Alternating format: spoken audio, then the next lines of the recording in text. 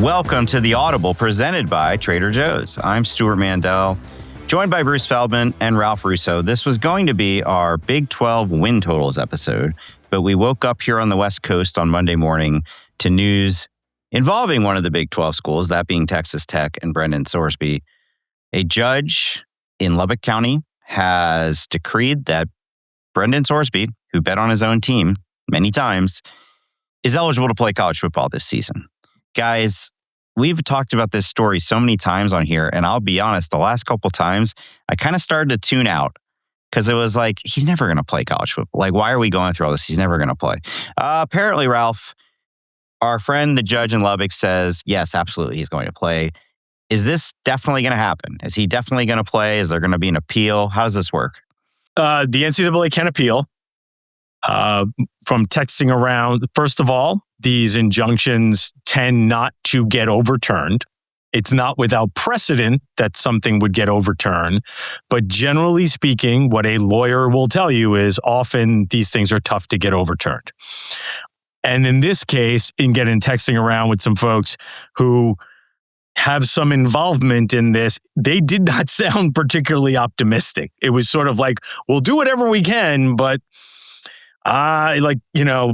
we're basically going back into Texas courts. Like the court that ruled for him, like if you go back to the same judge and say, could you reconsider? Like, it doesn't seem likely. So I think that there will be an appeal. There's also there's some things here set up that would create a difficult timetable. So if it was appealed and started to be played out, like the season may have already started at that point too. So that's also part of the calendar could work for Sorsby as well here, because they could just run out the clock, right? And all of a sudden the season is over. So yeah, listen, this is not going over well anywhere in college sports. Stu, I was sort of with you, and I understand where you were on this story, feeling a little bit like, hey man, like this is not going to happen. And I found myself thinking it's probably not going to happen. But I also kept going back that like it only takes one judge and one ruling.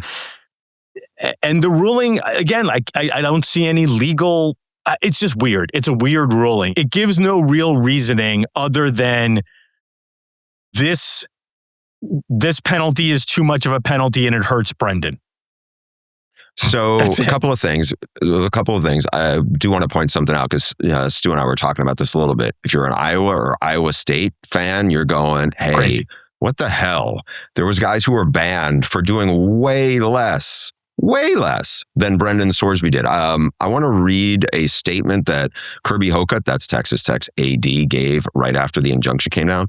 It starts out by saying this: as we have said before, we do not believe that the circumstances of Brendan's case warranted permanent eligibility. Ineligibility. Kirby, yeah, permanent ineligibility. Kirby, how many games would Sorsby have had to bet on his own team that would have warranted permanent eligibility? How many? Because he was like, it's insane how this has gone. Now, Ralph, the one thing, and we've all done a lot of, calling and reporting on this all day, talking to coaches and administrators and people, especially in the Big 12, there is a potential for like a nuclear option here. A lot of the coaches have already gone and vented to Brett Yormark about, hey man, what the hell? This is we're all playing by the rules. And there's one school, 15 schools are playing by the rules, as is, this is like kind of the don't touch the rail rule of all when it comes to college sports. Do not bet on this. And it was like, Brett Yormark, what are you going to do about it? Being, you don't have to, and I want to read some of these things because I think it's worth a couple to read too. All right. So this one head coach said to me, and this is not that long ago, it was, probably within the last hour. He was like, I have a team meeting coming up. What do you even say to your players about this? Because it's like, what kind of message are we sending to them? We're telling them, do what you want. Just make sure you get a good attorney, and just don't make one bet, make a lot. That way you can claim you're addicted. Can I just answer that let me just jump in for 1 second there, Bruce. Here's one thing. I was tempted to post this on Twitter, though. Every coach should be telling their kids right now, just to make sure this ruling does not apply to you. Because I do think that there is a concern that a bunch of folks might go, oh, does this mean the rule got thrown out? No, the rule did not get thrown out. The rules still apply. This is a narrow ruling just for Sorsby. I understand the coach is right. I understand he's being a little tongue-in-cheek. Find a retired judge who happens to be a member of the same country club as Cody Campbell, and then all of a sudden maybe it'll work your way. But coaches and staffs need to really I'm being a little more serious here, need to get across to their athletes, guys, the rule's still in place. You might not Ralph, get a judge. How do you make you could say that. No, but you have to. All of a sudden it's they're playing by different sets of rules. But this is part of the complication is what I'm saying. This is part, there are a bunch of athletic departments today that actually have to go, we need to stress to our athletes that they still can't do that because they might not get it. Because they might not get, oh, no, listen, the consequences of this decision are immeasurable. That's what one Big Ten athletic director told me. I had another Big Ten athletic director tell me, we are not playing Texas Tech ever again. Now, it's one thing for a Big Ten. Was that a Big 12 school? No. It's one thing for a Big Ten school to say, we are not playing Texas Tech in anything. I'm telling all our coaches, we are not playing Texas Tech in anything. I don't know in the Big 12, Bruce. I don't know if they can do it. I don't know. That's how pissed off those folks are right now. And if they say, you know what? F you, Kirby Hocutt. F you, Cody Campbell. You're the guy who's saying, oh, save college sports. And then you're funding this. This is what you're funding. Do you guys think they're because you're right, this is, the reaction to this has been so quick and dramatic in a way that there have been some of these eligibility cases, right? People texting each other, I can't believe the judge did that. This stinks. The reaction to this has been so because much it's the number one that. rule. I don't, do we really care that somebody's 24 years old and playing? It's but if you're betting, and it's his teams that he's betting on, by the way. We all agree on that. I'm wondering first of all, as I've been sitting here listening to you guys, some thoughts of, I just wrote a column about this too. This hits all close to home to me because I was a huge Pete Rose fan growing up in Cincinnati. I wrote a book about him in the 4th grade. He was my favorite player. I didn't really understand at the time fully why all that happened to him. Of course, now I do. Same thing. He bet on his own team. He bet on his own sport. He got banned for life. He had to croak for Major League Baseball to reinstate him into the sport. But here we have this Big 12 quarterback. You'll just miss the Abilene Christian and the Oregon State game. This is an absolutely disgusting decision by that judge. And I think what I was going to ask is if you guys think the threatening not to play Texas Tech and all that stuff is not just this in a vacuum. Texas Tech has been the instigator of college sports. Cody Campbell being the face of that. It's not just this in a vacuum. 2 years. Yeah. I feel like this is the bridge too far at this point. It's you've done all this other stuff. I was in the room, our colleagues last year at Big 12 Media Days, Justin Williams, David Ubben, Chris Vanini, they were all asking the Big 12 head coaches who came into the room about Cody Campbell and the spending. And depending on the coach, some of it was, I remember who was especially colorful and disgusted on what was going on. But that's a level of, you think, okay, the Texas Tech is trying to be Oregon or Phil Knight or, you'd name, or the super booster of some blue blood in the SEC or some powerhouse. And that's not how this version of the Big 12 is kind of operated. That was different. This, again, use the backdrop of Iowa or Iowa State and those gambling, quote unquote, scandals, or the basketball players who are banned for life, or everything else. This is a high profile case of a guy who is getting $5 million that they spent a fortune on to bring in because they spent a fortune last year. And they didn't spend the right money on the quarterback, and they ended up getting shut out by Oregon 24-0. And now all of a sudden they went all in on Sorsby. He got caught. He went to some kind of rehab. And then all of a sudden now they found a favorable judge. And this is the outcome it's got for them. All right, lots more to say on Brendan Sorsby. Let's take a quick break and we'll get back to breaking it down. So, yeah, I'd like to shift away from the judge for a second here. And we are doing. We're focusing on Texas Tech, and I think it may be even more of the focus because I wrote about this with the eligibility cases, right? I understand it's a judge, it's a lawyer, it's this, it's that. But if these schools said, no, you're ineligible, you can't play here anymore, right? You can't force me to play you. You can't force me to come here and you can't force me to play you. So that set the stage for Trinidad Chambliss and all these eligibility cases. Now, again, we've said 1,000 times, this is different. Those guys didn't violate rules. They were just playing the margins of these somewhat ambiguous rules when it comes to eligibility and waivers and things along those lines. So you read Kirby Hocutt's statement. I'm sure Joey McGuire will say something just as eloquent and meaningless. Like, this is on Texas Tech at this point. Like, that's why I think, again, like this idea, maybe they don't play them, but like at some point, like Texas Tech, you did this. You pivoted once he was going to go, like the statement came out. They were very cautious, folks at Texas Tech, to say, we're not the ones suing. Don't put this on us. We are not the ones suing. You don't have to play them. You don't have to play them. And then the president of the university, Campbell today. Cody Campbell puts out a statement say, well, this is just a product of the broken system. Which not us. It's the system. Total bull. You don't have to play him. You don't have to keep him on the roster. This in particular is not, this is one of the few things that works well in college sports. The gambling rules have generally worked okay, especially this one. And listen, I don't want to jump down a rabbit hole, but like Texas Tech has got to own this. Go down the rabbit hole because now we're down the rabbit hole. Yeah, Texas Tech has got to own this, and you know, again, like I don't know what it looks like for a conference to say you can't play here anymore.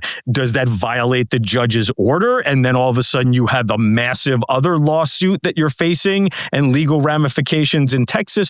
Does Fox and ESPN go, guys, you can't just eliminate one of your conference games, you know, like what do we do here with that? Like, yes, you can do that, but we will expect a bunch of money back from you. So the idea that the Big 12 can just not play Texas Tech seems like outlandish. But why it seems also outlandish? I'm sorry, Steve, just one thing. Yes, it seems outlandish, Ralph. Not as outlandish as a guy who made thousands of bets, bet on his own team. I get it. Like, that's way more outlandish than the other ADs going, hey, F these guys. These guys play by no rules. They are huge hypocrites. They play by no rules here because this is like breaking the biggest tenet of sports. And one of the guys I talked to in the Big 12, you know, did bring this up he was like, one of Cody Campbell's tenets is to try and get antitrust protection for the NCAA so you can't sue them or whatever. And all of a sudden it's like, then a guy on your team does this? You know, Kirby Hocutt, how can you say you believe in these rules when you sit there and allow your team to play Brendan Sorsby? You don't believe in him. You have a guy who gambled on his team and you're still letting him play. You know, and if the rest of the Big 12 says, "Hey, we're not going to compete against Texas Tech," if they play Brendan Sorsby, I don't know what you're going to do. Could you boycott playing them? I don't know. If you're Brett Yormark, how can you defend this? Well, Brett Yormark, you know, this is going to be a lot more controversial than glass basketball courts. Like, this is going to be, frankly, it's his equivalent of when Tony Petitti, who was brand new at the job at the time, had to deal with the Michigan sign stealing thing in the middle of the season. I think we'd all agree this is much more egregious. It seems to me, though, there's an option that's not quite as dramatic as not playing them. All of these, now I don't have the Big 12 bylaws memorized, but all of these conferences have code of conduct, sportsmanship clauses that allow you to, for instance, suspend a guy for getting in a fight in a football game, right? This lawsuit was about an NCAA rule that applies to all college athletes. And he said, the injunction, you cannot enforce this. You cannot declare him ineligible to play it, because basically he's ineligible to play at any NCAA school. I don't know that stops the Big 12 from saying, hey, he might be eligible, but he violated our policy. And so he's suspended for the season.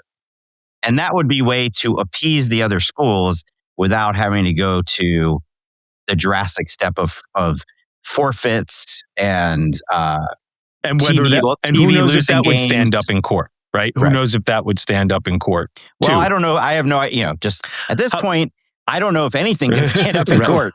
Court is a smoldering mess, but I know this. The difference between an NCAA rule and a conference rule is if the conference makes the rule or the suspension, in theory, he could still go play somewhere else. I'm not allowed in the Big 12. I'm going to go to the Southland. I can still play college football somewhere, which is different than being unilaterally banned from all colleges. Could you suspend Joey McGuire? Could you for playing this player? Could you say, listen, if you guys are going to play him, if you guys play him when he's eligible, that will trigger a suspension for your coach or a fine for your school. Now, again, what kind of fine? We know who's paying the fine. Yeah, exactly, and he can afford it, right? There's no fine that couldn't be that couldn't be paid by Texas Tech that would hurt them. You talk about this is not just this. I was talking to another AD, and he was like, "Yeah, listen, this." Texas Tech is the school that's driving up all the prices here, and and that a lot of schools suspect is not using NIL Go and coming up with all these deals that are working around the system and not trying to get them approved. There's a lot of, so when you talk about there's already frustration building up with Texas Tech, Stu, can't remember who said this, but maybe you can. I remember talking to somebody at a collective at a school who said it wasn't Texas Tech, and they were like, we understand right now there's a lot of chaos because the rules are in flux, and we feel like this is actually an opportunity for our school to maybe do better than usual, to change our status. Now, I've never heard that from somebody at Texas Tech, but without question, Texas Tech has improved its situation, has taken advantage of the chaos in college sports to create a new paradigm for itself. And I know they didn't necessarily sign on the dotted line for this, but again, you got to own this, Texas Tech. You don't have to play him. You don't have to play this guy. Well, there was, I was at the Texas Tech softball championship last week, and the animosity toward Texas Tech in that sport is through the roof. Because they, went and poached everybody's best players last year. It will be nothing compared to what it's going to be now. What I'm saying is, I actually had sympathy for them in that situation because, of what you just said, Ralph. If there's no NIL, it's not the players. That's the thing too. You're probably having sympathy for the players themselves to a certain degree. For the players themselves, but also just what are they supposed to do? If you. Texas Tech softball, not to go on a history lesson here, was garbage up until 2 years ago, right? So if you hire the coach and you're like, we want to play for championships, what choice do you have? You're not going to catch up to Texas and Oklahoma playing by the rules, right? Or playing by the way the rules were intended, right? Lots of people are not playing by the rules. And so they said, we have money. We're going to use this as our differentiator. We're going to go get Najee Kennedy. We're going to go get da-da-da-da. And of course, the fans of the established powers resent them for that. The Texas fans, how dare you, right? It's like, well, what else are they supposed to do? The other thing I would say in that situation is they're not the only ones doing it. They may be making the most headlines. They're not the only school coaching other teams' players. This is unique. Our Texas Tech, again, go back to, I don't want to get into too much softball here, but I assume Texas, they have, players who won national championships. They're probably spending a decent amount of money also. Are they spending way less than Texas Tech was on their softball players? I was told, that Texas Tech is definitely an outlier, but at this point, all of the top softball schools are spending some money. And in fact, guess what, guys? Hours before we recorded this, the softball portal opened. And Florida State's best player, one of the 3 National of the Year finalists, is in the portal, and everybody's like, "Oh, she must be going to Texas Tech, right?" Yeah. So I've heard that Texas Tech is running up the prices too. That was the other thing that somebody told me. One of the reasons why, and I think when they say running up the prices, I think they mean in a lot of different sports. But I think we can distinguish between resentment or jealousy, if you want to call it that, over they're getting all the best players versus resentment that you have opened this enormous Pandora's box. You have opened the door for all athletes to bet on their own team, And if you get caught, go find a judge who will rule in your favor. And by the way, Jeffrey Kessler had the audacity, right? He's the lawyer who came in and, you know him from the House settlement and from Alston. And he said took on this, the NFL too. Yeah. Took on the NFL, and he decided that Brendan Sorsby was going to be his next poster. This is a just result. He will continue in treatment, devote himself to his team, and educating others about the dangers of gambling addiction. And there is no damage to the competitive integrity of NCAA games. BS. How are we to believe that Brendan Sorsby is going to stop gambling now that he's been given his reprieve? How are we to believe that there aren't other players, like you guys mentioned earlier, right? Saying, well, if he can do it, I can do it too. Like there is a reason the pro leagues all have this rule, all adamantly enforce it. I'm pretty sure there's no way to definitively say this, but I would say I'm 98% sure if he plays, he will be the first athlete in any major U.S. sport to ever have been caught gambling on his own team and keep playing. Okay, guys, we got more to say on this. We should talk about maybe on the field. Is that worth it? Maybe there's more repercussions to this. But let's take a quick break, gather ourselves, and come back for a little more discussion on the shocking ruling about Brendan Sorsby. All right, we're back on the Audible talking about Brendan Sorsby and this crazy ruling that will allow him to play college football this year after serving a 2-game suspension. Yeah, Stu, I think what you were trying to get at before is this is unprecedented, though there might be a few details that make it a little less unprecedented. But the idea that he's only going to sit out for 2 games, you would be hard-pressed to find any kind of punishment in any other sport where a player did this and only had such a small punishment, such a small penalty.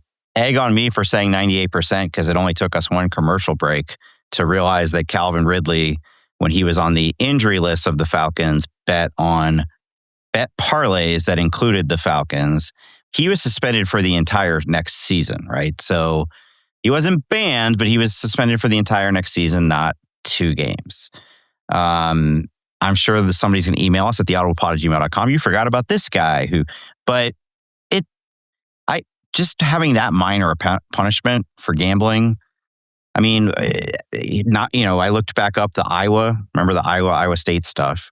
Some of those guys were underage, so they were, it was illegal. By the way, Sorsby, right? Bet in Texas. We're talking about something that was illegal. He's gonna face some charges at some point. Yeah. Well, maybe that could be Brett Yormark's out. Mm-hmm. He's facing criminal charges. He can't play. No, I was just gonna say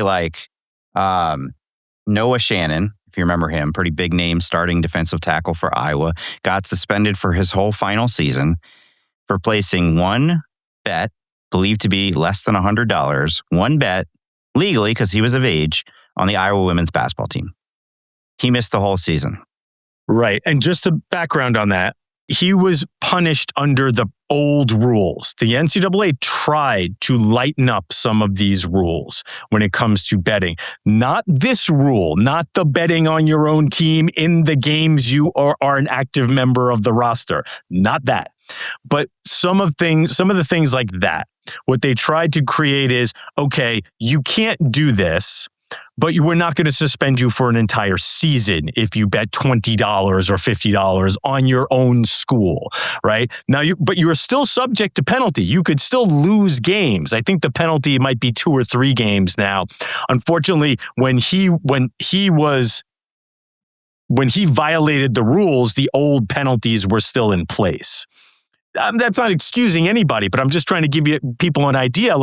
Even if you bet your events at your own school, which he did for Sorsby a ton. He bet a ton on IU basketball, a ton on UC football, right? He could have been suspended for almost an entire year just on that stuff, according to NCAA rules, Stu. Funny you should mention NCAA changing its rules, Ralph. The NCAA actually did, I think we've mentioned on here, right? Last year tried to change the policy to the point where you would not get punished for betting on pro sports. If you're illegal, yeah. Times have changed, gambling apps, you name it. But 2/3 of the membership rose up and basically vetoed that, right? That was a bridge too far. No, we can't be letting athletes bet on pro sports. And one of the schools that joined in that 2/3 majority was Texas Tech. But of course, on May 26th, their president, because the rules apply to everybody but us, wrote that the NCAA bylaws governing Brendan's case have not adapted to the era of widespread legalized sports betting. You can see why people have pretty much had it up to here with Texas Tech, Bruce. Yeah, on that, so one of the Big 12 coaches I spoke to earlier today said, it's a school, this school has gone rogue. None of the rules are applying to them. He goes, let's say this. Let's say Sorsby in his first game back gets hurt and our quarterback is playing well. They may throw some money at him, try to get an injunction, and try to get him to transfer and play for them and leave us at midseason. It sounds crazy, but not as crazy as a guy who gambled on his own team, made thousands of bets, got like a $5 million deal, and is basically accepting the punishment of sitting out the Abilene Christian game. Yeah. This is where we're at. We are at the point, and that's another portal here to go down, right?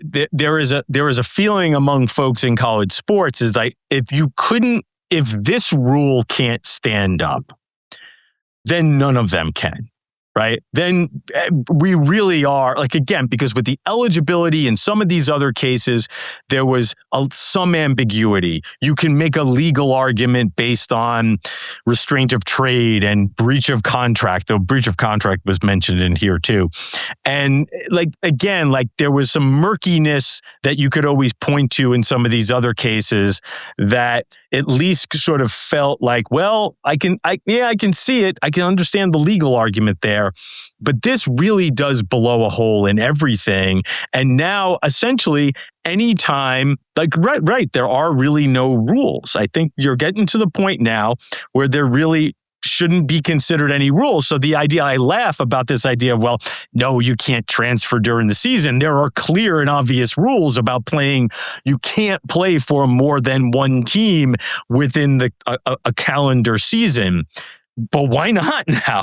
Literally, why not? What's to stop it if you have the right judge? Yeah. Well, Ralph, we'll give you more than 60 seconds this time.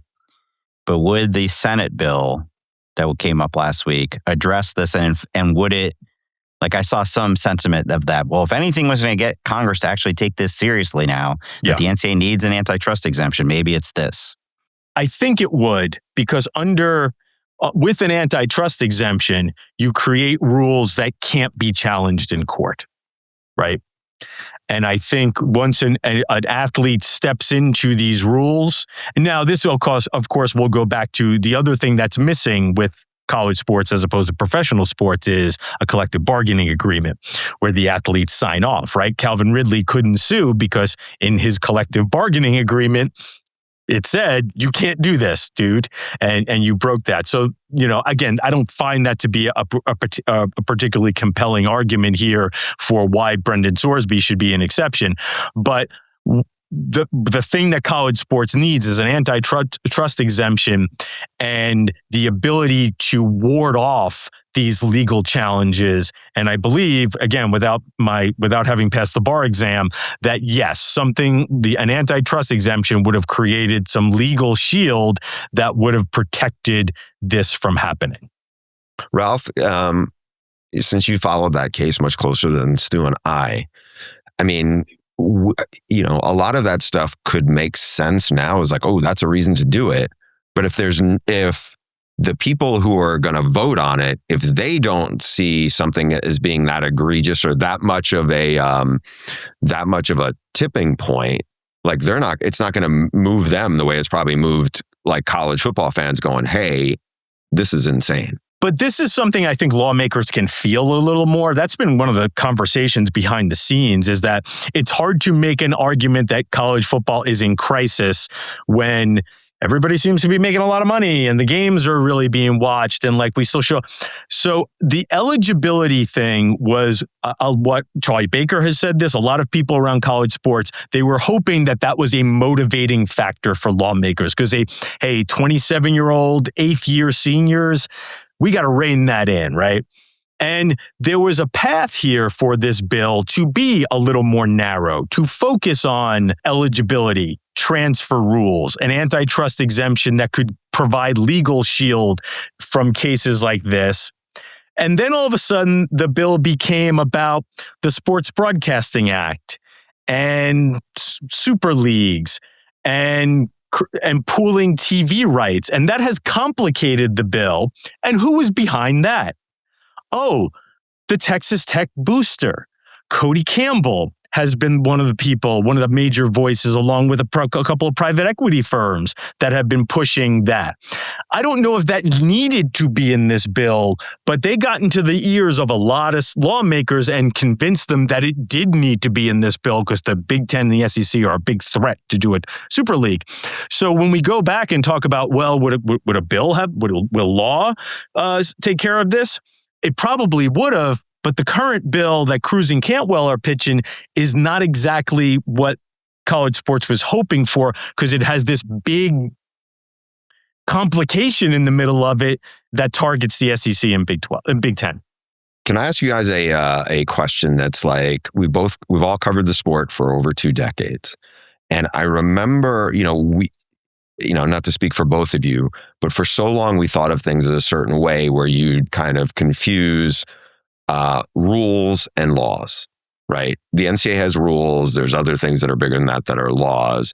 And so remember back in the day where it was like, oh my God, they bought this kid a dinner, and it was like, there was like, oh God, they're doing this, all this other stuff. And I know because this podcast has been around for a decade or so. I remember Stu and I both were like, okay, the Jerry Sandusky Penn State scandal, that was a scandal. That's a scandal. A bunch of athletes getting free meals and free clothes or tattoos, that ain't a scandal, right? And it was like, but, we spent so long thinking about it from the prism of what the NCAA was. There was oh my God, there was like, it was an outrage. And then it really wasn't when you started to think about it. Yeah. Is there any chance that what we're having right now with Brendan Sorsby having acknowledged he bet on his team a lot and all these bets, and we will rethink about the players gambling on sports? No. Don't because I can see you, but yeah. I don't think it's going to get that way. Stu But I'm curious what you guys I've been think talking a lot of that. No, I think everybody recognizes because of the scandals. I mean, heck, I lived through a point shaving. I attended basketball games in 1995 at Northwestern where it turned out the players were trying to shave points. They didn't do a very good job of it, but they were shaving points. There have been any number in other sports as well. Everybody recognizes the dangers of this. What I was going to suggest, though, is, Ralph, you mentioned those magic words earlier, collective bargaining. Collective bargaining generally gets tossed out in terms of like the transfer portal and whether there should be a salary cap, like things, those annoyances, right? But and that hasn't really resonated other than Danny White, maybe a couple others. With this, get more people in college sports thinking, well, what choice do we have? I know we don't want to do this, but if we want to have even basic rules that we have to negotiate them with the athletes so that the next Brendan Sorsby can't sue. He'll say, why, I'm part of a collective bargaining agreement that says you can't bet on your own teams. So I think there is momentum for that anyway. Now, momentum is one of those words we like to throw around a lot at this time in covering college sports because there's so many things being talked about. It's not just Danny White. I think a lot of folks in college sports understand that eventually we probably need something that looks like a collective bargaining model to entrench these rules and to bring some order to college football. Okay, so I think that is true. I also don't think that's around the corner. And the other thing I would say about that is we are at a point right now where I don't know why the athletes would want collective bargaining. When management wants collective bargaining and not labor, if I'm labor, I'm going, yeah, you know what? That's okay. I think we'll stick with what we got here. So I've heard many people say that, and I get why. But I think what people don't, that's because we're looking at it as like tweaking the current system. Like if you agree to collective bargaining, you're starting from scratch. And that includes, by the way, whether the athletes get scholarships. And you know how in the pro sports, like they can't make all of the rules just for the superstars. They have to also think about the 12th guy on the bench. Like there's a lot more athletes who need that scholarship than there are athletes who are going to make 10 figures or whatever, 7 figures if they have unrestricted portal jumping. That's my counter to that. Yeah, I don't know. I don't want to go into a big collective bargaining discussion and where the future of college sports' whole entire system lies. But I do think, to bring it back to Bruce's other point, this is a moment. I think this could be one of those rallying points. Again, even within Congress, I think this story is going to break contain and have a lot of people outside of college sports going, this is not right. We might need to fix this, which is one of the reasons why I don't know. As much as I'm not sure what can be done with Brendan Sorsby moving forward to like actually fix this, I do think that this story might not be over, right? In terms of, as we were just about to ask, and I'll start maybe with you, Bruce, or Stu, whichever one wants to put in. If he does play, and it looks like he's going to, I mean, we talked about they're the favorites in the Big 12 now, right? They go from being one of the favorites to now the clear favorite, right? Yeah, I have a story that's actually going up on The Athletic. It should be up by the time people see this. And so Sorsby, he was the guy that was probably the most coveted of all the quarterbacks who were in the portal. He's, for lack of a better term, toolsy. He can run, he's big, and he's got a pretty strong arm. Now, there are some question marks about him in terms of like a little bit of leadership, and there are some ups and downs. Like one of the personnel people actually circled back with this morning about him was like, there's a lot of stuff you see on film. The only game you watch him, and in my story, it's referenced that he's 1-11 in games in November. This guy brought up that he's 0-9 in the last 2 years in November games. And he goes, you watch it, and there's a bunch of head-scratching stuff. And, there's clunker performances and different things. And he made a pretty good point because, yes, Texas Tech, if you look at them in the hole from last year, they spent a fortune on their D-line. And David Bailey, great investment. They had 4 guys off that defense get drafted in the top 70 picks, right? Now, they spent a bunch more money on some edge rushers. They got one really, Trey White from San Diego State, good player, got a good edge rusher from Miami of Ohio, got a good defensive tackle from Wake Forest. They also lost Jacob Rodriguez, who turned out to be a terrific player. I think they lost more on defense than what they're getting, but obviously the place they didn't spend money the year before was to upgrade the quarterback. They had Baron Morton, who was pretty good, but then they played Oregon. They got shut out. He threw 2 picks. He fumbled one other time. So then they went all in on Sorsby. This person made an interesting point, and he said, he's definitely toolsy. He can run. But you worry about, you're like not sold on his whole game. And the part that this guy brought up was, all right, now you got all this scrutiny that he's already got on top of a lot more scrutiny that's about to come his way because he is the face of one of the most egregious rulings that college sports and people in football have seen.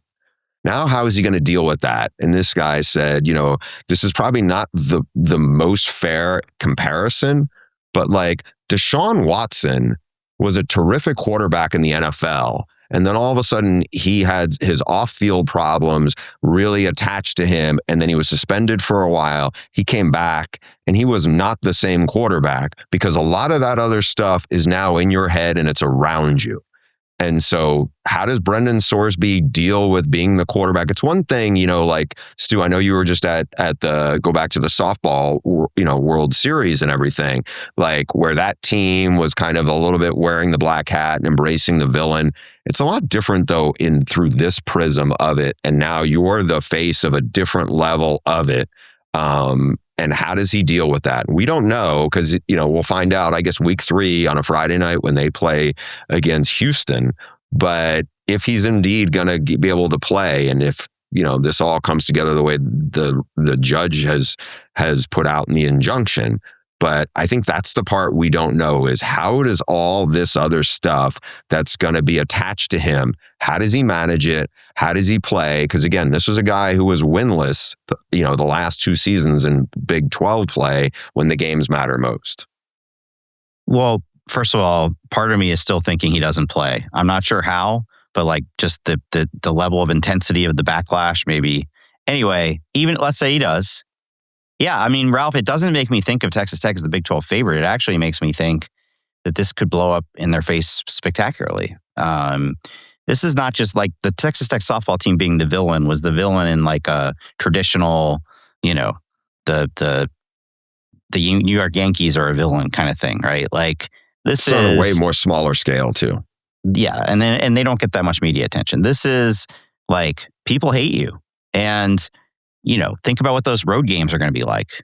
Think about preseason camp, the media availabilities, the questions. I assume they're not bringing him to Big 12 Media Days, so that means his teammates are going to get to answer those questions. Like, this is the kind of thing that can be a huge distraction for a team, regardless of him individually and how he's preparing for. Remember, it's not like he's their longtime teammate, right? Mm-hmm. He got there in December or January. Then he was away from the team after spring practice for the treatment. This is the kind of thing that can really muck up your chemistry. Yeah, I guess I would say this. I started this podcast, came on, and again, I'm doing some reporting today, and my mind was sort of like, I can't imagine this. He's going to play. That's it. Like it's sort of fait accompli. In talking it through with you two, with my teammates here, there's enough backlash, and I think that the wheels probably do need to be in motion in the Big 10 in the Big 12 and other places to consider. I still think he'll play, but I can understand you made me come around to the idea that, again, there might be some thinking and some wheels in motion here in trying to think of like, what is another way we can prevent this from happening? What is another way he can be punished away from the court ruling? I don't know if that's going to be possible. I feel like that is going to be a high bar to clear. But you know what? I didn't think he was going to get the ruling in the first place. So I've been wrong about all this. I mean, I've never seen a situation like this, guys, where usually if the NCAA is involved, at least some people consider them the villain in that story, right? Even in some of those eligibility cases, it's their fault. Nobody's saying that. This is...